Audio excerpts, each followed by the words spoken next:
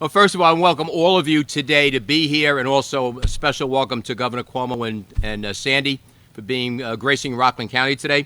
To begin with, there are a few special guests I'd like to acknowledge this afternoon. First of all, Sandy Lee, obviously. Yeah, good. Give her. We have Sam Roberts, the Commissioner, Office of Temporary and Disability Assistance, with us. We have Colonel Rick Hess. Rick, where are you? Should be here. The Division of Veterans Affairs. Annie Paul, Rockland County Legislator. Annie. We have Dana Levenberg, Supervisor of the Town of Ossining. We have Dr. Anthony Matajica, VP and Chief Medical Officer of Nyack Hospital. We lost. Catherine Borger, the Majority Leader for the Westchester County Legislature. Catherine. And also Assemblyman Steve Otis. This is a risky business, as we know. Did I miss anybody? Okay. Anyway, look, every day the devastating effects of breast cancer are tearing families and communities apart. Breast cancer we're focusing on today, but as we know, cancer in of itself is something that can really be challenging and destructive in so many ways. It's a challenge for any victim who gets a diagnosis of cancer, and it's very difficult for the family members around them. In my own life, I had to deal with losing my father to cancer. My wife is a cancer victim, and the governor and I have spoken a few times on the challenges our spouses and life partners feel and go through, and what we have to try to do to try to make life a little bit better for those who are part of our lives. But no matter what your race, religion, gender, or socioeconomic status, the odds are that breast cancer has impacted your life in some way, either directly or indirectly. Those of us here have all heard from doctors and medical professionals about early detection and how important it is, and treatment is the most important key to winning this fight. But not everyone knows this, and that's the challenge for all of us. And many New Yorkers don't think to get screened until it's too late. Even worse, there are many out there who know the importance of screenings and early detection, but are simply unable to access the critically important service. That is unacceptable. Thanks to the leadership of our Governor Andrew Cuomo, this will soon be a thing of the past. Whether it's launching his first-of-its-kind motorcycle ride to raise awareness or fighting to pass transformative legislation to make screenings more available and more affordable, Governor Cuomo has been instrumental in making New York a national model for fighting this horrible and dreaded disease. With this sweeping plan of action that he will speak about in a little bit, New York is making sure everyone has access to testing and treatment so they can go on to lead long, happy, and healthy lives. It is now my privilege to welcome a truly inspiring woman to the podium who has not only overcome so much, but has used her experience now going forward to become a leading voice in the cause. Ladies and gentlemen, let's give a big round of applause to Sandy Lee.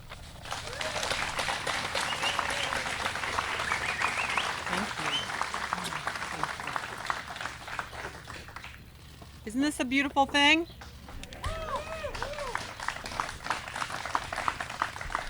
I love seeing all these tough Harley riding guys wearing pink. We appreciate you being here, and it's an honor to ride with you. It's also an honor. Today was the first time I saw that logo, and I think every single state should have that logo for breast cancer awareness.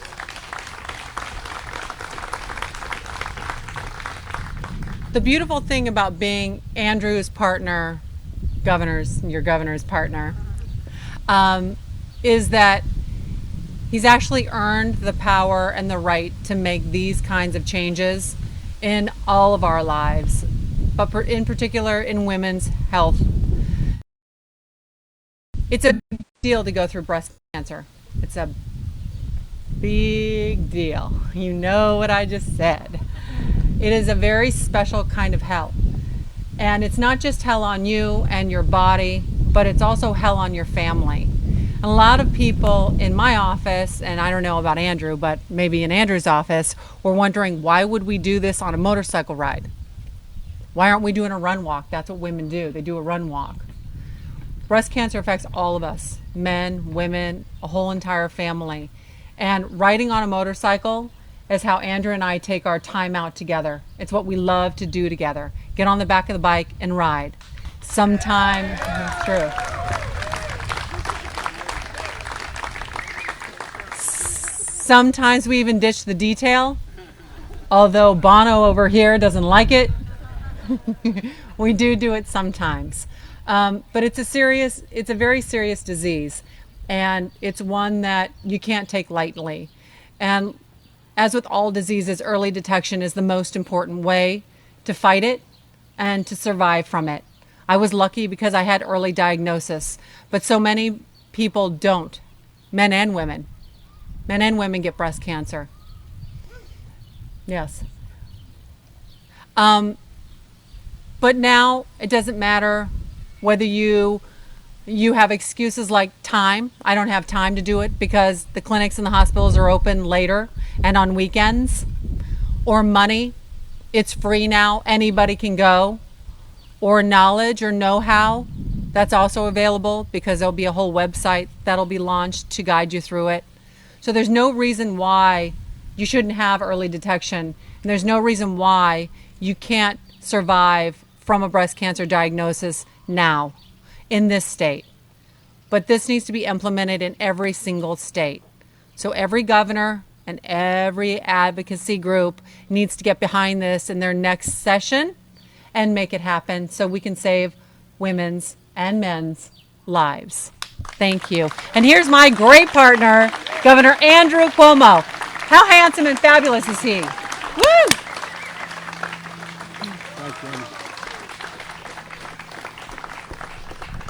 What do you say after that? You say thank you.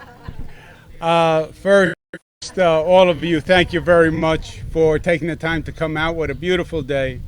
To your county executive, who is not only a great professional and doing a good job as a professional, more importantly, he's a good man, he's a good person, he has a good character. Let's give him a round of applause.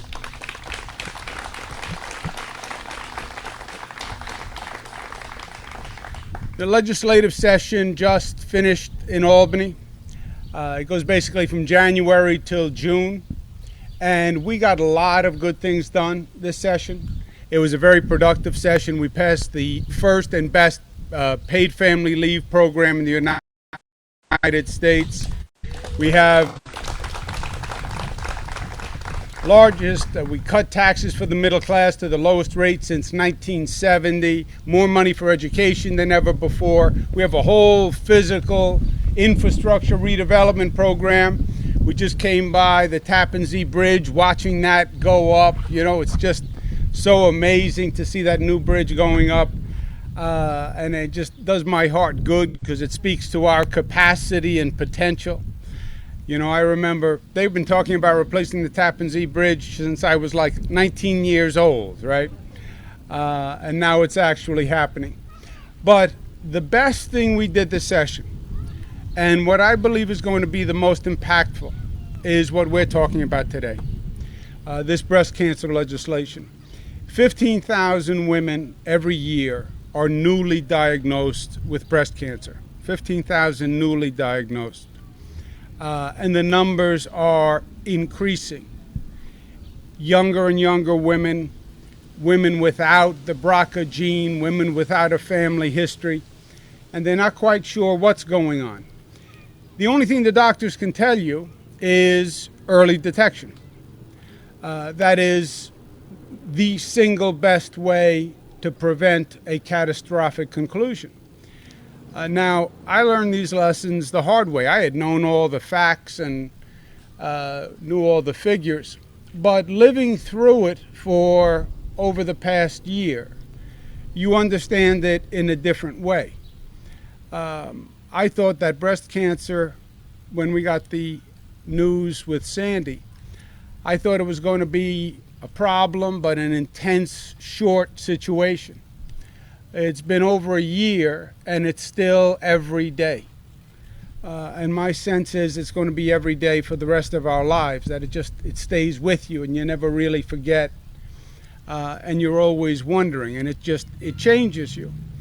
And talking to the doctors and talking to the nurses and the people in the hospitals, I kept asking, why don't more people get the early detection? Just why don't you go for the screening? What are the issues?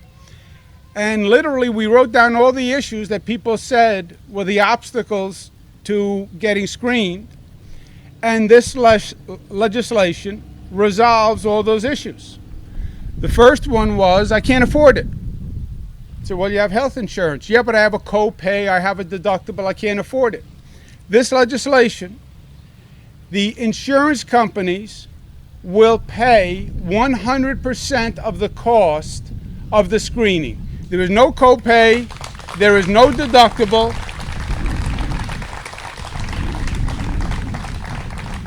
Doesn't matter who your insurance company is. By law, the insurance company has to pay the entire cost for the screening. So that was the first reason.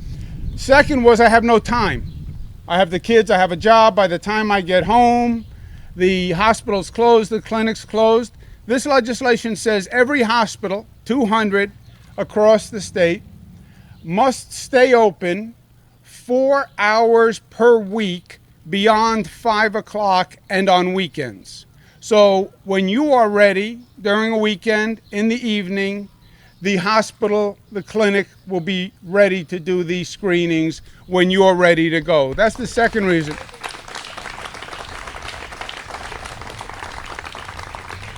And the third was, well, it's too complicated. I don't know where to go and I don't know where to start.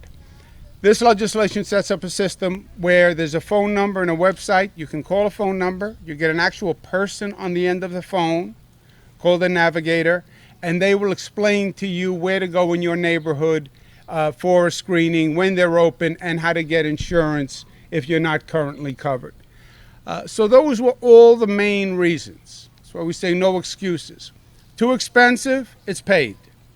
I can't find the time, we change the hours of the hospitals. I don't know where to go, well, there's a phone number you can call and a person will walk you through the whole system. There are no excuses not to get screened. And if you do not, and this disease is caught too late, the numbers change dramatically. I remember when I had the first conversation with a doctor about Sandy. The first news is just devastating. They say that word to you, cancer, and your mind goes blank. The second thing he said, but luckily we caught it very early. But luckily we caught it very early. And a long year later, Sandy is cancer free. But I remember saying to myself,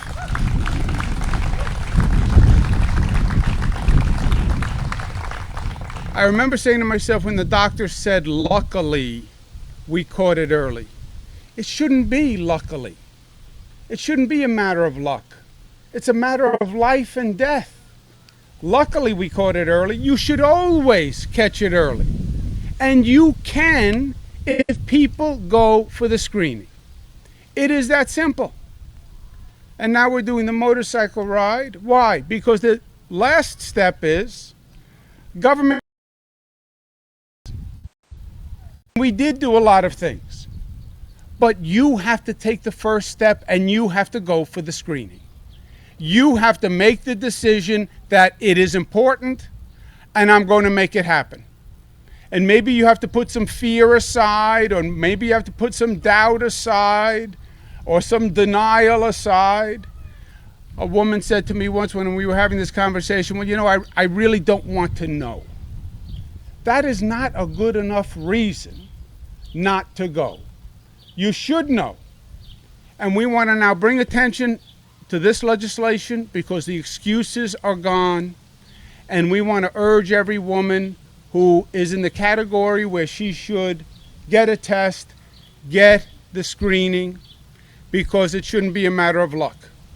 We should be a state where we have the lowest number of mortalities from breast cancer in the United States. This is the best state program.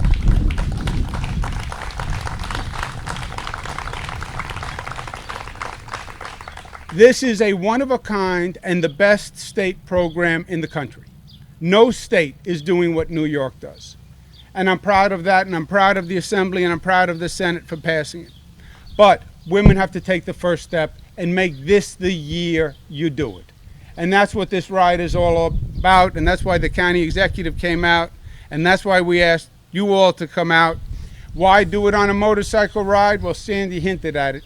She's a little too honest sometimes, Sandy. It is a great way to get attention, and we want attention and we want publicity because we want women to hear. 2, we get to spend time together, which is nice. And 3, they call it work in my case. And if this is work, I'll do it every day. Thank you and God bless you.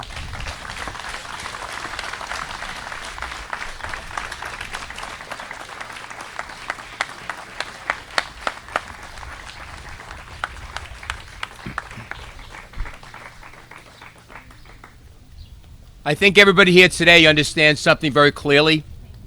I want to thank the governor and Sandra for coming up here and actually crystallizing the issue. And getting attention, you're absolutely right. We need to get attention. I want to thank you for legislation that is focused and tailored to dealing with the issues that we both understand very personally right now. But again, there is no reason anymore. Get screened, no excuses. Please, everyone, get screened because there are no excuses. And with that, I have some good news. It's time to ride. Obviously, I'm not dressed for that, but let's get on our bikes and head out. Thank you very much for coming.